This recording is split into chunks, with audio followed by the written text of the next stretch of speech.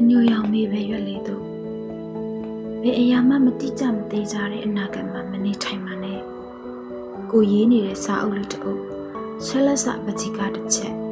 လေးလာနေစေဘာသာစကားအသစ်ကိုစာအုပ်ကိုအနာဂတ်မှာအားပေးမဲ့သူမရှိဘူးလို့ဘယ်သူကကြုံသိနိုင်မလဲပကြီးကားကိုပြကမ်းမှာဂုံယူစွာမချိတ်နိုင်ဘူးလို့နိုင်ငံအသစ်ကိုမသွားနိုင်ဘူးလို့ဖြစ်လာသေးတဲ့အနာဂတ်မှာဆိုးကျိုးတွေကိုတွေးပြီးဘာလို့စိတ်ထိခိုက်နေရတာလဲ overthinking တွေတွေးမိတဲ့အခါလုံလက်စအလုပ်ကိုလက်လျှော့ချင်လာမယ်မဖြစ်လာသေးပါဘူးကလေးရေလက်ရှိအချိန်မှာပဲရှင်းသန်ပါမင်းရေးတဲ့စာအုပ်လေးကိုအာရုံစိုက်ပါမင်းဆွဲလက်စပကြီးလေးအတွက်စိတ်ကွန်မြူပါမင်းအိမ်မက်တွေကိုတလန်းချင်းတိဆောက်ပါဘေးကနေကြော်တက်သွားတဲ့သူတွေကိုလိုက်မကြည့်နဲ့စိတ်အားမငယ်ပါနဲ့သူ့အိမ်မက်ကိုအိမ်မက်